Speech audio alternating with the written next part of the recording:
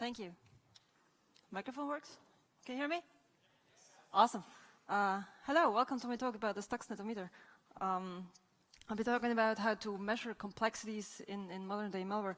And as Matt already told you, this talk is not at all about Stuxnet. So I won't be speaking a single word about the Stuxnet binaries, but I will use Stuxnet as a benchmark for the ordinary APT. If you remember the story about Stuxnet, that was discovered around 2010, 2011, and was back then being evaluated as the most sophisticated cyber weapon ever seen. Since then, you might have noticed that there were several other reports about more sophisticated weapons and most sophisticated weapons and insanely complex weapons and so on and so forth. So we've quite evolved a bit, but Stuxnet is still in the heads of the people as the most dangerous piece of software ever written. I personally have never looked into the Stuxnet binaries, but I will hold on to that image of Stuxnet as the most sophisticated thing ever seen.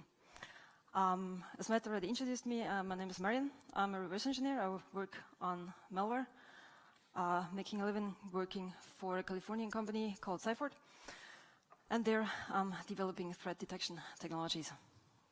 Let's start over. So, as many people might think, we're fighting a cyber war where the good guys are hunting the bad guys, where everything's pretty much black and white. And let me tell you, this is actually a myth. So the times of cyber warfare where the malware hunters were after the bad criminals are pretty much over. So today we're rather having a jungle out there where people don't really know anymore who's writing which malware, where does it come from, who wanted to actually target which victim, what was the data being sucked from the victim's machines. And is this actually victims we're talking about, or is it targets, or is it just another entity on the internet? We don't really know anymore who's targeting whom. And after all, I'm telling you, it's not even a jungle out there, but it's wild, wild west we're living in. Because actually, nowadays, the good guys are hunting the good guys, and the bad guys are selling stuff to the good guys for hunting the bad guys again. So we're having a vivid machinery out there, and it's really comparable with wild, wild west. What's interesting, though, is now we have so many actors being active in our wild, wild west, using their tools as we would call it cyber weapons. And there's a lot of fuss about these cyber weapons. There's a lot of talk about it. And interesting for me is that cyber weapons, or let me not call it cyber, malware, is being evaluated not by the sophistication of the malware itself, but mainly by who was the actor behind it and who was targeted. And you can't really measure the complexity of a binary based on the victim that was infected by it. So what I tried to do with this presentation is come up with a measuring scale of how to measure the complexity of malware. And by doing so, I will line out 8 different points that I feel as a reverse engineer make my life harder, or make my life harder in hunting the actual actor behind a piece of malware. And I will outline these points as trying to tell you how to make malware better. So if there's any malware authors in the audience, you might grab some interesting bits of information here. For showing the complexity scale, I picked case studies. I picked altogether, I think, 7 different case studies of malware located in the fields of mass malware, as we call the old school malware, which doesn't care about which computer it actually infects, but it's just after banking credentials or after data. The second category will be APT, so targeted malware, being still after commercial goals, but knowing which victim it intends to infect, and government malware, which is not after commercial goals, but after political information. So here come the case studies. The first one I chose was ZEUS. All of you might have heard about ZEUS, which is probably the most notorious banking trojan ever seen. It's been out since 2007, and it's a simple success story of one piece of software, barely changed within almost a decade, and still being very successful. Next to stealing banking credentials, it's stealing data from machines, and more importantly, it's a plug-and-play kind of trojan where people over time have added functionality and added evasion technologies and added stuff. This, most importantly, because ZEUS is kind of open source. So back in 2010, someone leaked the source code of ZEUS online, and since then things went wild. So several different versions of ZEUS have evolved, and sons of ZEUS and grandsons of ZEUS and fathers of ZEUS, and I don't remember all the news headlines. So ZEUS has been around forever, and I'm telling you, it has made shitloads of money. So ZEUS is not the most complex piece of malware ever seen, but it's a very successful one, which for me makes it a very good malware compared to others that were less successful. Second on the list is SALITY. SALITY, you might know, is a polymorphic file infector, which means SALITY goes on infecting your machine by placing its malicious payload, by copying its malicious payload into existing binaries, appending it to the code body of an existing binary, modifying the binary that way that at the startup of the executable, the decryptor stub in the beginning located at the entry point will decrypt the SALITY payload and inject it into newly created thread, and then start off the original binary. This way, SALITY will spread out throughout all of the system, in fact, several binaries, and make sure it's always being run on the infected machine. This is also very hard to remove from a machine. Moreover, SALITY is a peer-to-peer botnet, so an infected machine of SALITY will join a botnet, which is not commanded by one command and control server, but actually being controlled by SALITY infected machines themselves. We have master nodes taking over control, and slave nodes being the usual botnet components. This makes SALITY still a very resilient botnet, which is hard to take down, because usually for a takedown, you try to target the control components, which is very hard if they're all decentralized. Also, SALITY is very invasive. As already mentioned, it infects several executables on the machine, and it is conscious of security software. Actually, older variants of SALITY came with a driver component, sort of a watchdog, which would run in the background and scan for security products that were installed and try to deactivate them or deinstall them and try to hinder their operation. So SALITY is, in fact, a very dangerous piece of malware. Also, it's been around forever. The first versions of SALITY have been detected in 2003, which altogether makes a lifetime of also over a decade, which for a malware family itself is a very long time. Number 3, BlackPos.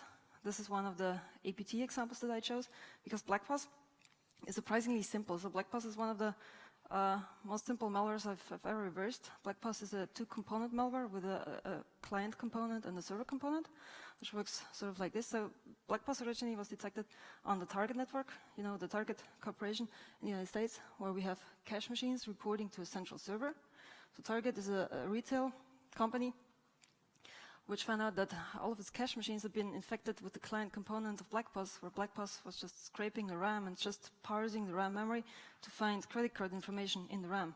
Then it would collect all the information it gathered and periodically push it to a share on the central server, still on the Target network, where the server component would collect all the data and then just push it out of the network.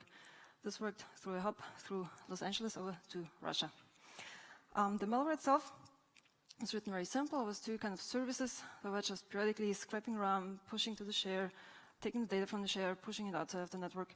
The software itself was written by, or let me tell you, the software looked like written by a high school kid, and in fact it turned out the software was written by a high school kid.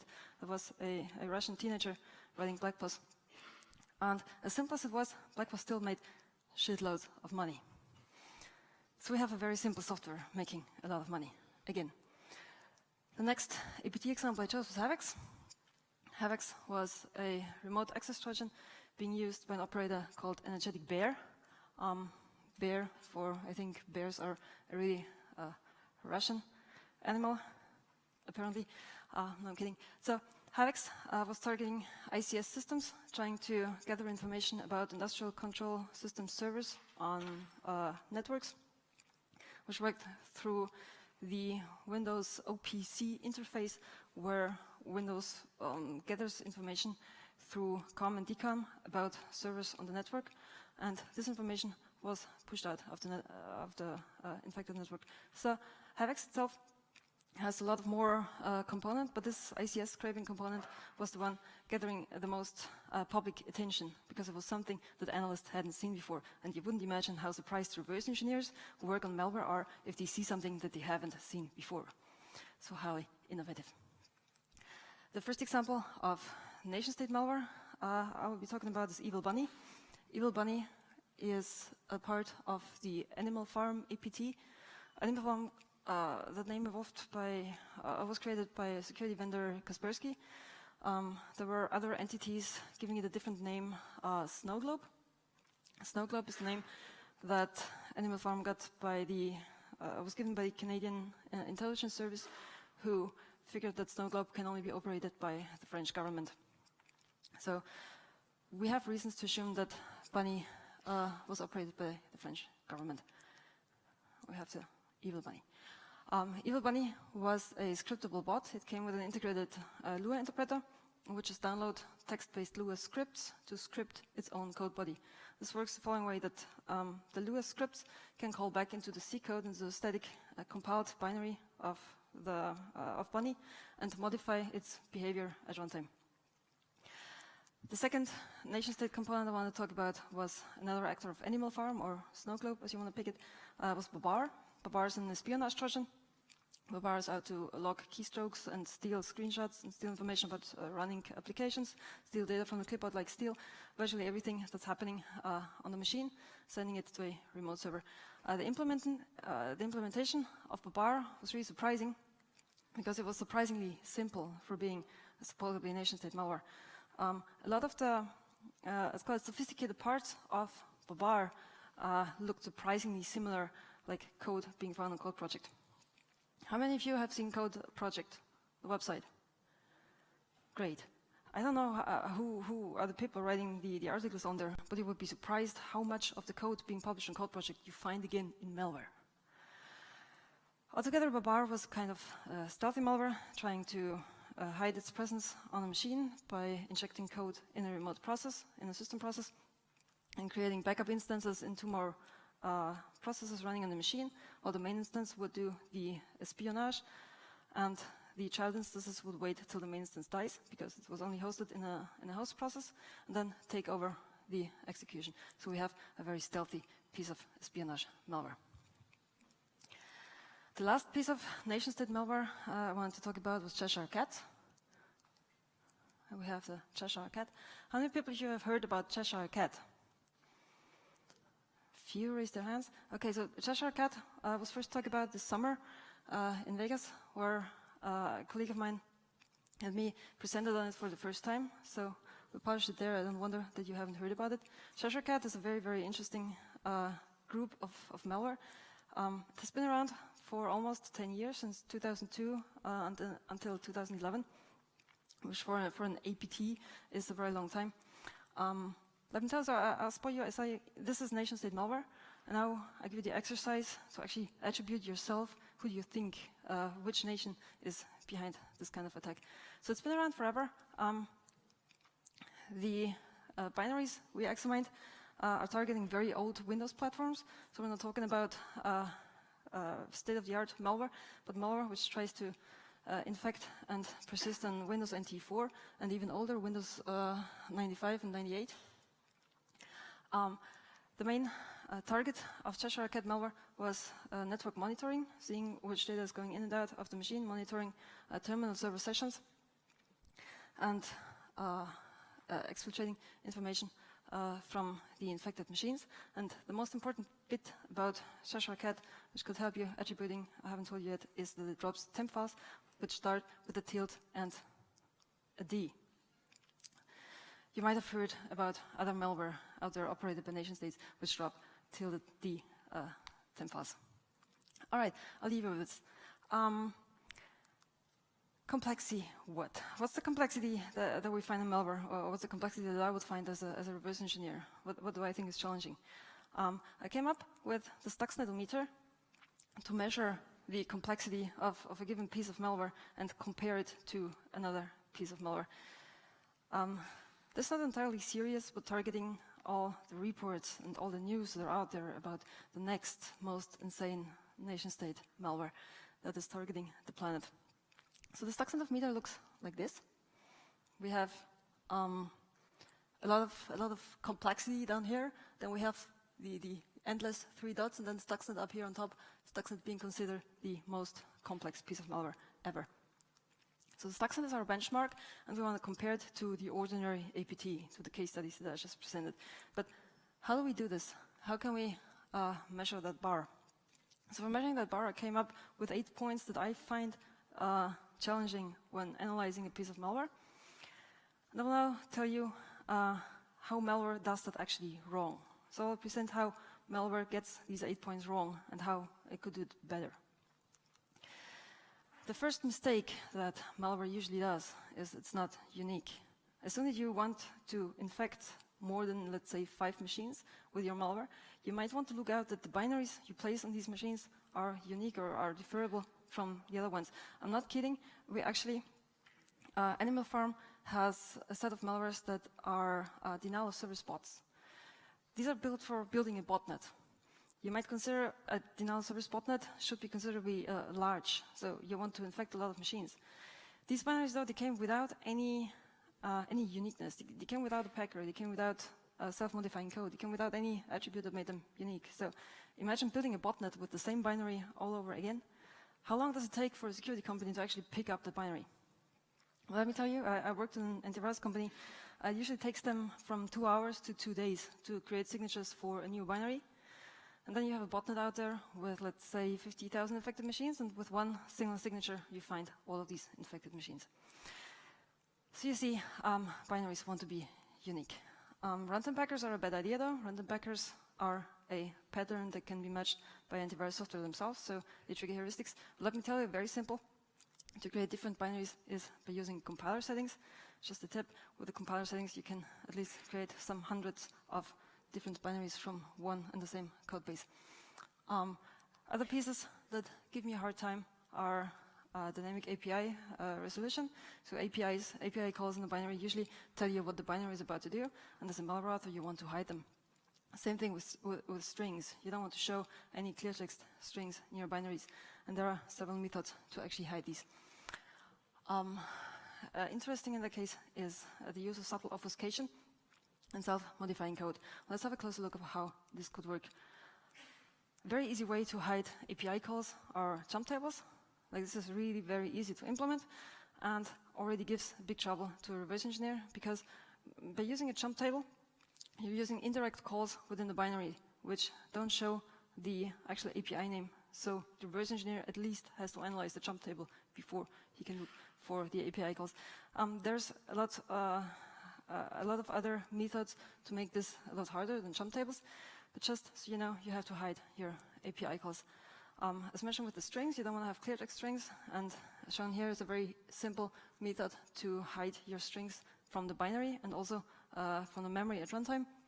I shall spill the strings character by character at runtime. You can hide them from the binary themselves and from security solutions which can build detections on these kind of strings.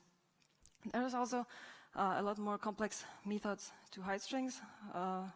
Obfuscation at runtime by implementing dedicated obfuscation methods, which will obfuscate the string right when it's needed, and afterwards obfuscate it again to hide it from runtime memory, or other methods like decrypting the strings at runtime.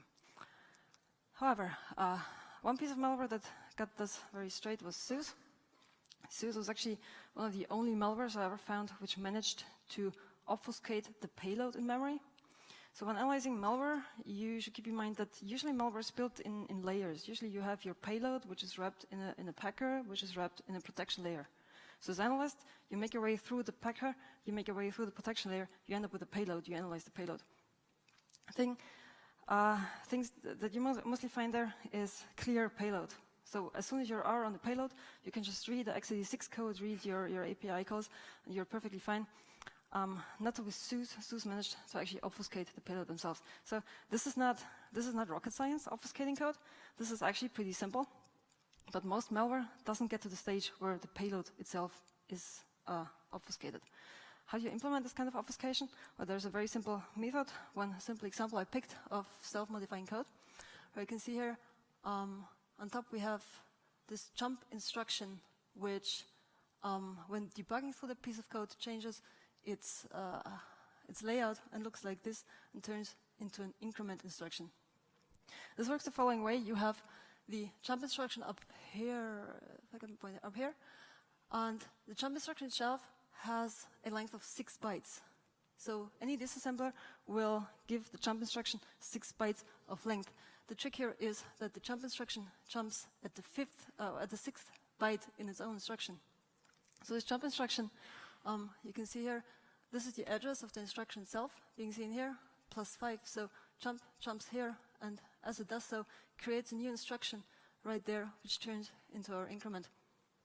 This is a very simple example of self-modifying code, where I promise you no disassembler in the world will get this right, because they just can't, because they're not built to disassemble instructions which are wrapped in itself. By spreading out these kind of bits in your binary code, you can manage to obfuscate your payload, which is still obfuscated in memory and very hard to analyze. One piece of malware which got this very straight as well was SALITY. It is a polymorphic crypter, which means every time it infects a new file, it manages to modify its own code to look different. So every infected piece of executable has a different version of SALITY in there. Interestingly though, SALITY kind of died out because security companies caught up with detections for SALITY. It just happened that some weeks ago a security researcher was very excited about finding a vivid SALITY infection, actually a botnet still active in the DPRK. I don't know if the guy was more surprised of still finding SALITY out there, or of actually finding out that North Korea has a public IP range. We'll never know. All right, rule number 2, one binary to rule forever. Chances are when you infected a machine, or when you have your malware binary on a machine, is that the infection is going to be discovered eventually. There's security tools, there's smart users somewhere. The more machines you infect, and the longer the machines are infected, the more chances are that your binaries are going to be detected. Because we have file hash-based detections, so security companies either try to find malicious patterns, which are like pieces of binaries or little patterns that you find in the binaries, or they catch the binaries by file hashes. So once one of your binaries is known, this file hash will be detected forever and everywhere. So you might want to update your binaries every once in a while, most importantly in irregular intervals, and you want to watch out where you route your traffic, not to have your infected machine fetch the update binary from a server in Russia or in Southeast Asia, but from a local proxy. A malware that got this very good, again, is ZEUS. Here you can see the update traces of a ZEUS infection that we watched on a lab machine, where ZEUS would be updating its binaries and its whole malicious code body within the distance of a few days. This effectively evading file hash-based detections of our engine. Mistake number 3, repetitive artifacts. When you write a piece of malware, you usually have not only your binary, but artifacts on the machine that you need for persistence, that you need for storing data, that you need for network communication. So here's a list of repetitive artifacts that you might want to watch out not to be repetitive. We track malicious actors mostly on their habit to reuse their remote servers. So remote servers are the link from a piece of malware to the actual actor behind and to the actual network that the malware is involved in. But also file names dropped on disk. The best example are the ~temp files that keep popping up. So file names that are being used, or names of registry keys, should be watched out to, first of all, look legitimate, and second, be changed over time, not to leave repetitive traces on the machine. One of my favorite repetitive artifacts was this one, which was like not a file dropped on disk, but a error message embedded in the binary. This was BABAR. We saw it the first time, and believe me, this typo in the error message popped up in several different families of the Enter APT group of Animal Farm. So this is an error message of, I think, a failed Windows management queue request. However, so this error handling code was copied throughout several different binaries. And if I'm a security vendor now and I see this, the first thing I do is I create a signature for like this beautiful typo in the string that will find all of the binaries that contain that same piece of code. Mistake number 6 that binaries do, they're not sensitive to their environment. You would think, especially if you want to write targeted malware, that your malware knows where it's supposed to run, and that your malware is smart enough to not run on any other machines, such as sandboxes or emulators or analyst machines. This is very simple. Detecting sandboxes is extremely simple. Detecting virtual machines is simple as well and then doable. And detecting analyst machines is pretty trivial as well.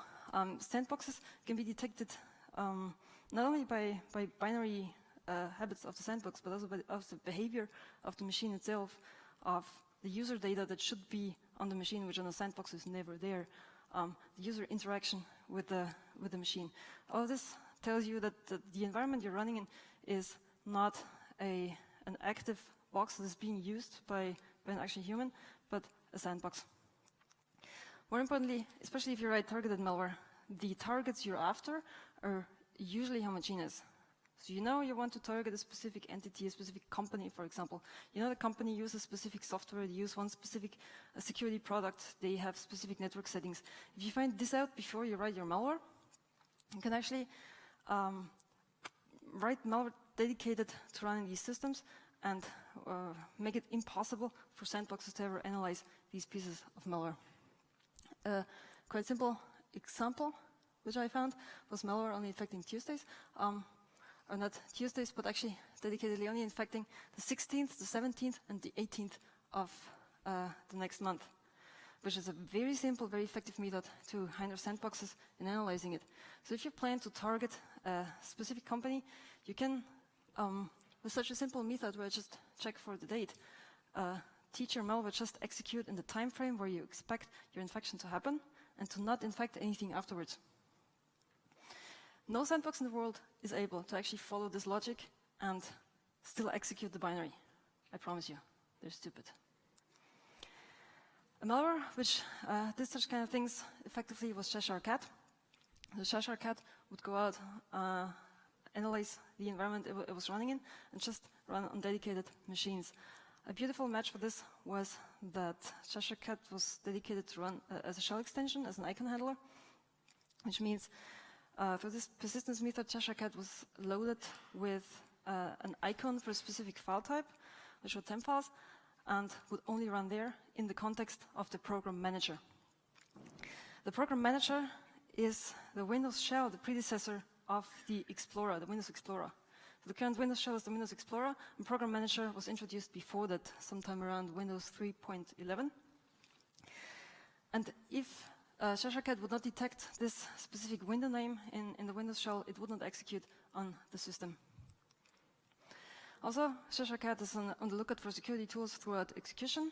So even at runtime, when it's already infected and already running, it would still have periodical checks if there was network sniffer running, if there was any other analyst tool running that could hinder execution, detect the malware. And if it would detect these security products, it would just not show specific parts of functionality. So it would not stop running, but it would also not show what it was actually supposed to do. Also, newer versions of Cheshire Cat had modules to specifically pal around Kaspersky security products. So think about it. The attackers had a specific module gathering security settings from installed Kaspersky products, which meant they knew before they were implementing the malware that the target had Kaspersky products installed. I checked all throughout the binary. I didn't find checks for any other security products, so our attackers really knew what kind of systems they were dealing with. Mistake number 5, singular persistence. You would wonder how much malware I actually see which does one of the two things: create a registry key for being loaded at autostart at boot time, or create a service, which effectively is another registry key which loads the malware at boot time. So these are the two methods that I see all over again. And I've never seen malware with actually coming with more than 2 different persistence methods. But you remember the P, right? We want to be persistent. The malware should stay on the system. A very effective way to do this is if you look at SALITY by infecting several different executables and wait till these executables are being started by the system. But even better would be to keep up with all possible persistence methods that there are and combine them willingly to not depend on one single persistence method, but have several backup methods that assure that your malware keeps running on the system. An interesting example for this was backup, another point of sales malware which would create a watchdog, which would watch the infection, and if the infection got damaged, would reinfect the machine. So backup will go on and inject a thread, inject code into the explorer.exe, which did nothing else than watching the infection. It worked the following way, so backup would indicate that it's running by creating a mutex. At the same time, it would drop an encrypted version of itself on the disk and create the mentioned watchdog. So the watchdog would run in the context of explorer.exe and do nothing else than watching the mutex. So this code would periodically check if the mutex was still up. If the mutex was gone, which means the infection of backup was removed, the thread in explorer.exe would go on, load the binary from disk, decrypt it, and reinfect the machine so that the infection was up again. This is a very simple, rather quite smart, but very simple method to ensure that your infection keeps alive and is not removed by any security software. Mistake number 6, thinking in layers. As mentioned before, usually when I try to analyze a piece of malware, I have the protection layer, I make my way through there, I have the compression layer, the packer, I make my way through, and I'm at the payload. Then I look at the payload, because this is something that I can analyze. It tells me about what the malware is going to do, and usually this is clear, like clear binary, clear x86, and easy to analyze. This is because most malware authors are not experienced in writing malware, but they're experienced in writing software. And then they use third-party software to encrypt their malware and to protect the malware, which is not what they should do. They should grab the simple methods that I'm showing here and actually obfuscate their payload. So thinking in layers, runtime packers trigger heuristics. There's another problem. If you use a third-party runtime packer, you're most likely being detected by antivirus software just for using the runtime packer. Memory scanning can identify equal payloads. So if you have a binary and you crypt it with a crypting service which creates, I don't know, 10,000 copies of your same malware with a runtime packer, as soon as the malware is started, the payload in memory still looks the same like the binary you actually crypted. And security software is able to detect your malware there, which could be a big problem for you. Whoops. So, as I'm saying, consistent evasion is the key to success. A negative example for this would be fully undetectable cryptors, like the Dijon cryptor. One thing I spent a lot of time on as well, the Dijon cryptor will go on and give the user options to just check boxes of the anti-tricks that the malware author wants in his binary, and then go on and wrap the binary in a Visual Basic cryptor. Visual Basic, for the reason that Visual Basic supports P-code, which is it's a disease. It's a pain in the ass. Visual Basic P-code is the Microsoft version of .NET before .NET came out. It's bytecode, which is interpreted by the Visual Basic virtual machine. So at runtime, the bytecode will be loaded and will be interpreted by the virtual machine. And the reverse engineer only gets to see the bytecode, which he can't analyze because there's no documentation for it. There's no documentation for Visual Basic's P-code. So, however, this cryptor creates these very ugly P-code binaries. But what it then does is it runs its cryptor, it executes all of the anti-stuff, and afterwards what it does is it creates a new process or creates a remote thread to run the packed payload. So at this point in time when the process is created, you can be sure that the payload is actually decrypted. This is always the case. These cryptos work this way. So if you can manage to get execution to that point by process instrumentation, you can just go there and pick your payload from memory at that point in time when it's going to be run. So very simple to pass by. What are better methods?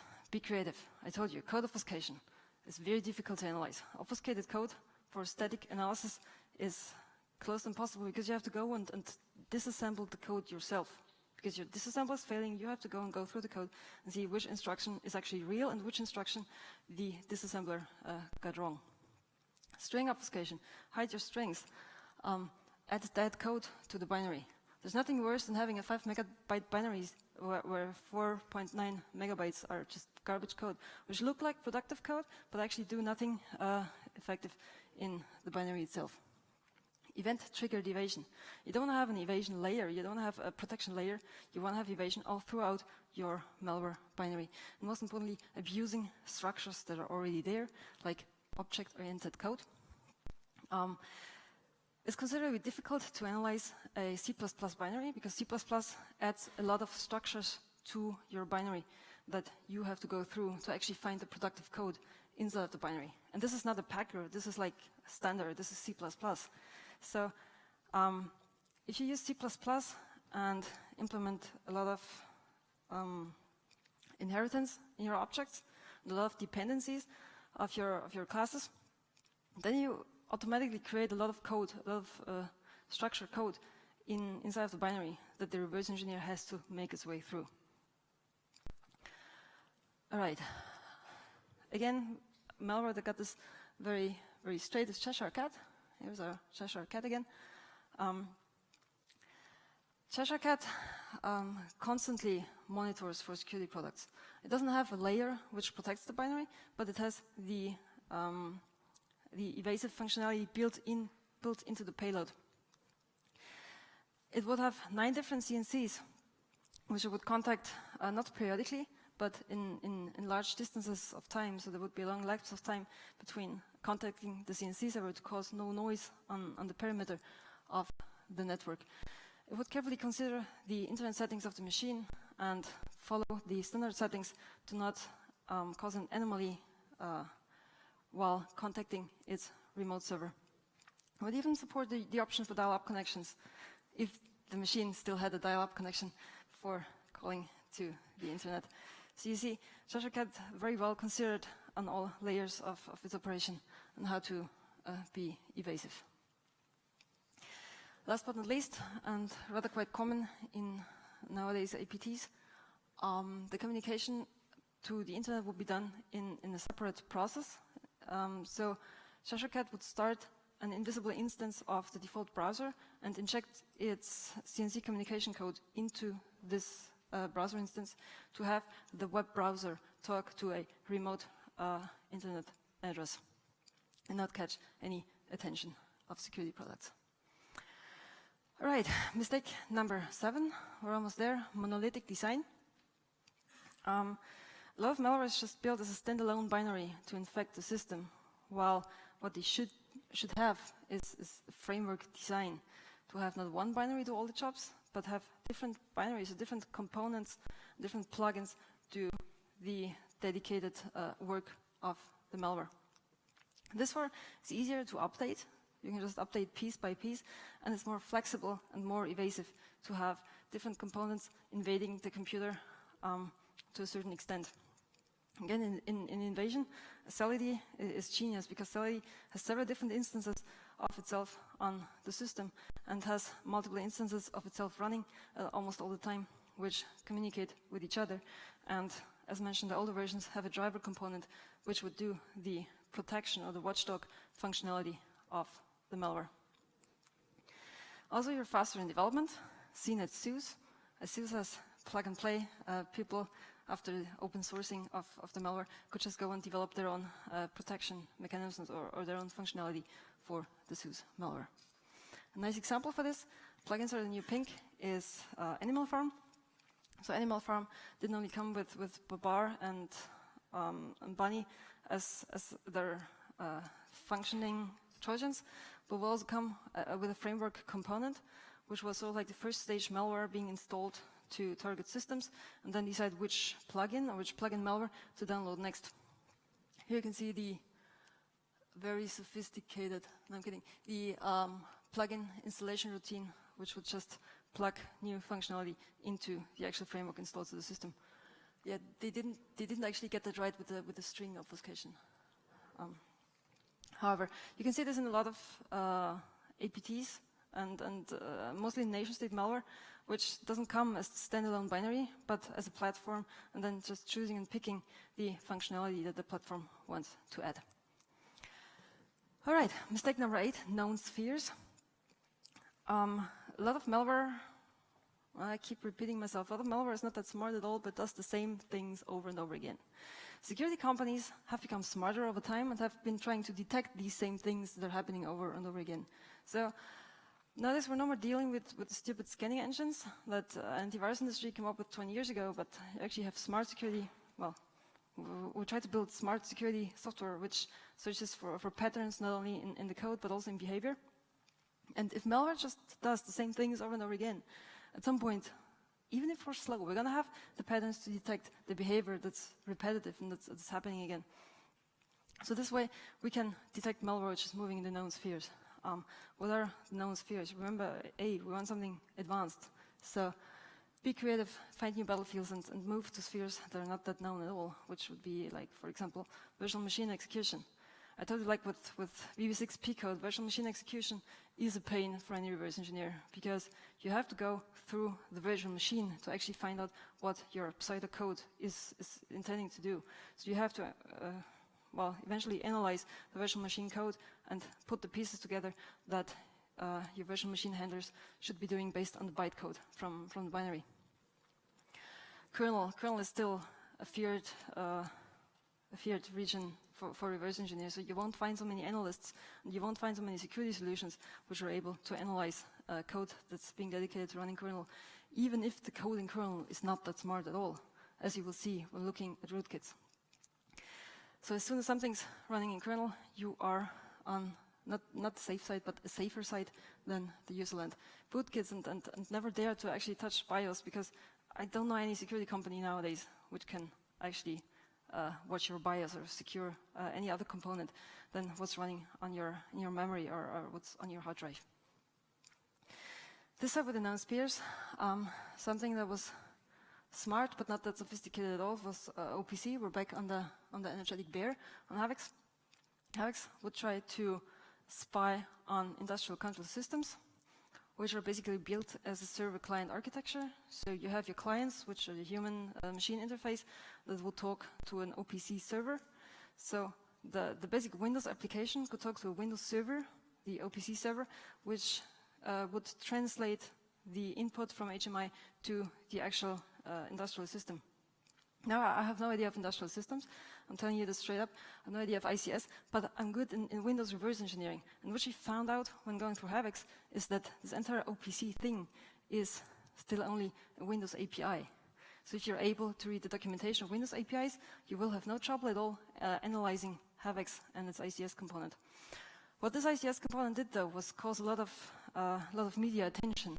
A lot of people called HAVEX like very sophisticated, which I think it's not, because you just went through there and read API calls and looked at what they were doing. Oops. Another unknown sphere that had been touched was the Lua engine of the Bunny malware. As mentioned before, Bunny would come with a Lua interpreter, which would parse and execute Lua scripts. So you have to imagine there's this binary which is installed on the target system, and download these scripts which will tell it what to do. This works the following way. You have your scripts that are being downloaded by Bunny, which are plain text format, usually embedded into HTML. So any security solution would just see an HTML website being downloaded from a remote server and not an actual binary. These would being put into dedicated threads, which would then feed the scripts to the Lua engine. The Lua engine would interpret the scripts, and through the scripts would invoke functionality that was embedded in the Lua interpreter. So the scripts, what they could actually do was inject behavior into the bot on the disk, on the machine. So the Lua scripts would change the Bunny behavior at runtime by just calling back into the static compiled code of the Lua interpreter and just picking whichever function they wanted to have. This way, Bunny could, without actually updating its own binary, change its behavior at runtime very stealthily, because scripts, or in this case HTML pages, would not catch a lot of attention on the perimeter. All right, these were the mistakes that people make and that shouldn't be made by complex malware. So let's reconsider all of the points I just talked about. So if you want to write good malware, you might want to watch out that your binaries are unique. You want to see that you don't have several machines infected by the same binary, especially not if you're building botnets. You might want to watch out that you have irregular updates, that you update your binaries and their configuration, but not like once an hour or once a day, but maybe once a month, or maybe not in specific time frames at all, to not catch attentions. You don't want to leave repetitive artifacts. You don't want to call your temp files the same name all over again, because they can also be detected by security solutions. You want to be sensitive to the environment you're running in. You might want to think, before you write your malware, who is actually the target and who you want to infect, to leave out the systems that you don't want to infect and just not show malicious behavior there. You might want to see if you can implement multiple persistence techniques. If you can see that your malware stays on the machine, even if security software deletes, I don't know, the infector binary or the persistence method, the singular persistence method. So you might want to see to stick onto the machine. You might want to think about consistent evasion. I gave you some ideas of what makes my life harder, and put this in the malware. You might think about framework architecture, to not have one malicious binary, but a set of malicious binaries which help each other out and also care about their persistence on the machine. And you might want to touch unknown spheres, because this is what freaks out reverse engineers the most. All of this together, now let's see the evaluation chart. Here's our protagonists again, the 7 malware families. And you see a lot of the chart here is really empty. The blue squares actually indicate that a malware was performing the suggested methods. And you can see that, for example, like the black pus one is totally empty, didn't have anything sophisticated. HAVEX, the second targeted malware, was also rather quite not sophisticated.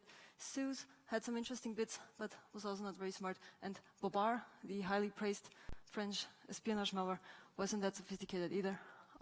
Leading the pack are Evil Bunny and Cheshire Cat, because they put up the most resistance to analysis and to detection. Interesting though, a fun bit aside, this line where you see, which is totally empty, stole an estimated amount of 56 million credit card data. So you see, you don't have to be the most sophisticated to be the most successful. All right, closing it up, let's get back to the Stuxnet-o-meter. You remember the Stuxnet-o-meter. So this is the Stuxnet-o-meter, and there I put all of the presented malware families and gave them a rating. So here we see again that black pus is absolutely a loser based on its complexity. Then we have ZEUS and HAVEX and BABAR, which well, are somewhat interesting. Then we have SALITY, being a really good piece of malware from my point of view, and the most sophisticated ones, Evil Bunny and Cheshire Cat. All right, that was it about the Stuxnet-o-meter. I hope you got a lot of information about how to make your malware better in the future, and give me a harder time in analysis. Actually, I appreciate complex malware. Not to say like this, it doesn't give me a headache. It actually is more fun to watch complex malware doing its thing. So I thank you a lot for your attention. And if you have any questions, I think there is time left. Yes, please. Awesome. Let me start. See that we have microphones walking around the audience. So yeah, my first reaction is, of course, that I don't know if it feels more like thank you for the cookbook. You're welcome. And you keep saying like you shouldn't do this, you shouldn't do that. You want people to make you want your job to be more challenging. Yeah, this is my secret desire to have better malware. So you get annoyed, it's like, oh God, couldn't you like fix this before you gave me the software? It's like, why do I have to sit here with? Yes, sometimes I would like to have like a personal contact to actually ping. Yo, could you fix that bug? Oh, okay. So yeah, because that's like the second part of it is like, was there something that should have been on here that you still use to detect things that you didn't want to tell us because you want to have something in your back pocket? Back pocket? Yeah, sure. I have a lot of stuff in my back pocket, and most of the stuff I'm not allowed to talk about. But there was one column that no malware at all implemented. Number 3 was completely empty, right? Oops. Oh. I haven't checked that actually. Oops. Only 3. That's something That's right. nobody ever did. Yeah, no repetitive artifacts. Apart from Stuxnet. Stuxnet did that. Yeah. It dropped the Yeah, but tilde they're 10 not, files. So yeah, no repetitive artifacts. I mean, that's a hard thing as well. Like, every malware has to leave some artifacts in the system, especially for persistence. You can't have persistence without actually leaving something on disk. Yeah, so yeah. they do it, maybe they do it to some degree, but then maybe it's possible to expand this by having, you know, they did it to this degree, or they did it to Yeah, this sure. degree. I mean, like, this whole measuring scale here, I don't know if you recognize, that's more of a fun thing. That's not a scientific approach, not a scientific paper at all. There's also a lot more points than these 8 that would actually give me a hard time, that there's more to the complexity of a piece of malware than what I showed here. It's just about the approach of how you can evaluate a piece of binary and say that it's not as sophisticated as the next big blog post on the most complex piece of malware ever would tell you. because I think there's probably a lot of people that would like to maybe help out with this, to make this even more useful. It's a really nice start. Is really there? Good, yeah. I'm sure there are people who, maybe you can make this into an open source project or something, or a collaborative project. I've heard the idea of making it an ISO standard, although I'm not sure if I'm not sure how ITF would like to have an ISO standard and how to build better malware. Awesome. Now, there were questions in the audience. Yeah.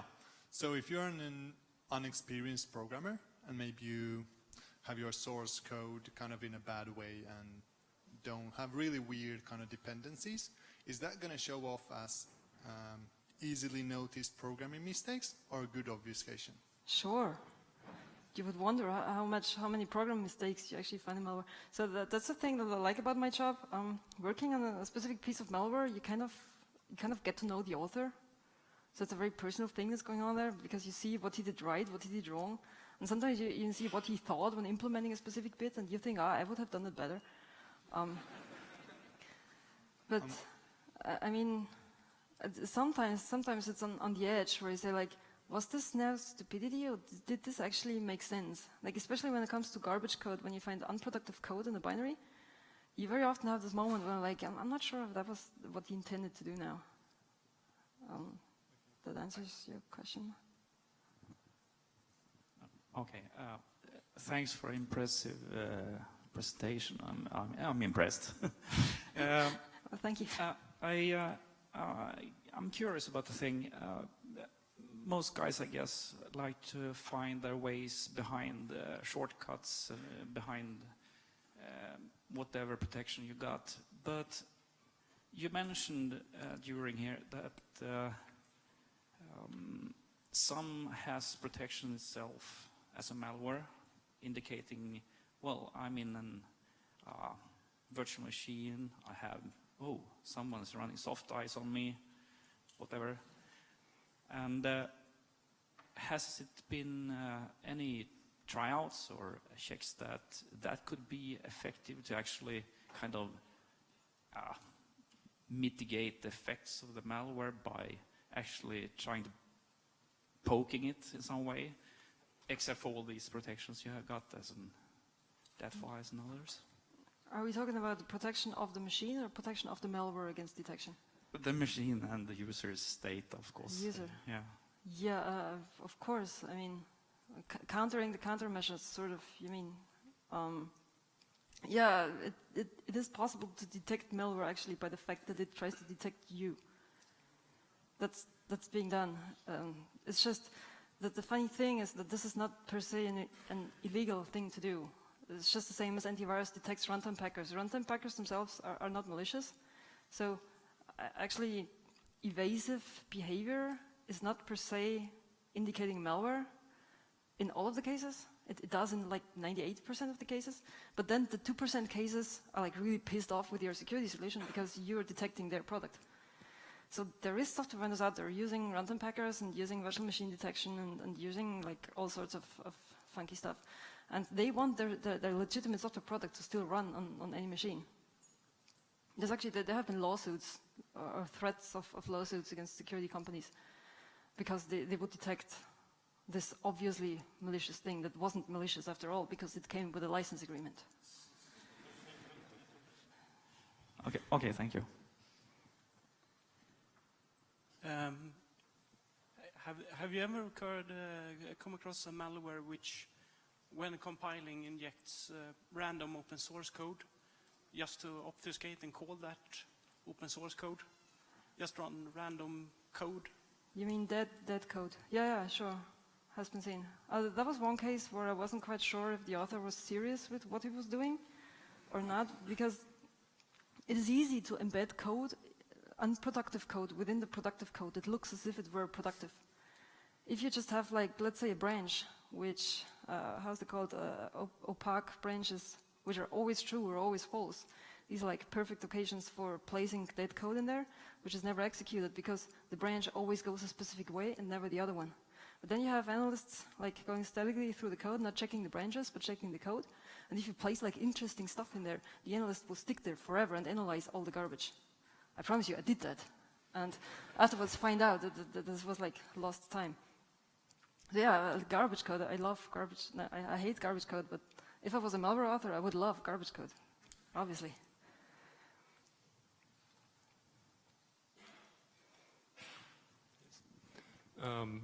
You had 2 examples of monolithic design and no layering. And I wondered, aren't those at odds with each other? Sorry? The 2 mistakes, monolithic design and no layering, they seem like they would be at odds. No, not really. So the layers are speaking about the malware, the binary itself. If one binary with different layers, while the monolithic design is that you only have one binary instead of different binaries. So the most beautiful infection I could imagine was a set of binaries, one caring about the persistence, one caring about the key logging, one caring about the screenshot stealing and data exfiltration, one caring about the communication to outside. So you have different binaries with different objectives. Well, the binaries themselves are not like heavily packed encrypted. They don't have this layer of protection which is telling. They don't have these specific malware traits that we as analysts are searching for, but look like legitimate software with a lot of evasion that's built into the binary. This usually takes big teams of developers and a lot of money that's being put in there, which is usually not brought up by cyber criminals, but by national institutions, not to name any specific ones. All right, thank you for your talk. It was very interesting. I would just like to ask, since you mentioned that sandboxes are usually pretty dumb, I would just like to hear from you, because I guess you spent a lot of time analyzing code to actually detect and not execute in sandboxes. How would you suggest to go about designing a sandbox that would be actually better at tricking the malware into executing? Well, that's a tricky thing, right? If I knew that, I would be very rich. So sandboxes and those, they have their use. As I say, most malware is not aware of the environment it's running, and so I work for a company which has their own sandbox, and they're still pretty successful. What I would suggest for better malware detection was the combination of a sandbox of behavior data and static data. So teach your sandbox to do some static analysis and pick the data out of the binary and have some, the big famous reputation data, and pick different information sources about your piece of malware and try to come to a conclusion. Like with a sandbox alone, you're lost. With a static analyzer alone, you're lost. So you need to combine these data. But to improve sandboxes, like as you saw, if you teach your malware to just run on a specific date or to search for a user profile with like Facebook data stored there, which goes back in time for at least a year or something, like something human, something that the sandbox can't make up, then the sandbox is actually like without any power to analyze the binary. And I haven't seen any static, like there is analyzers which represent the binary in a different, on a different level and manage to follow the execution path and manage to find specific bits which could indicate these kind of evasion techniques. But I haven't seen any of these interpreters that were smart enough to actually not find anything, but to find like the real things that we find in the malware. All right, thank you. You're welcome.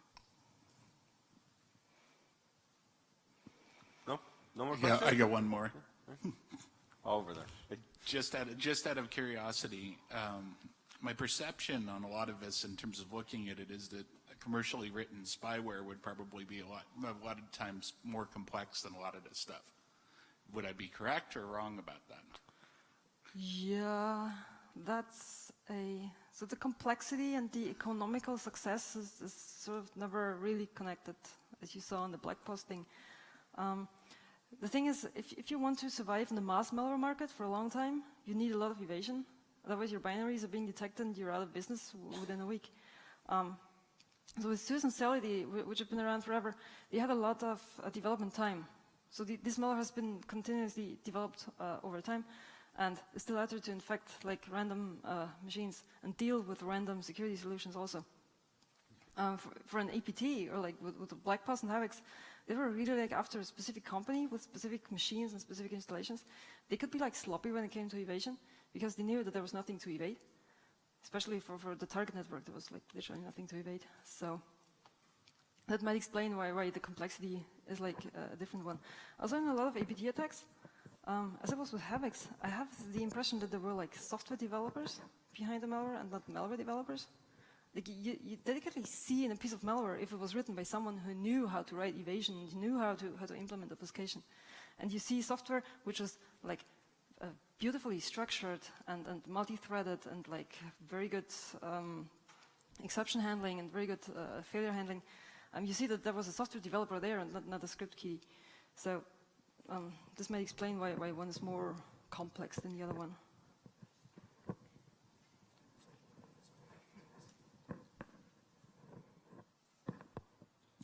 Is that it? Do we have any more questions? That was cool. So let's start by giving Marion a big hand. Thank you very much. Thank you.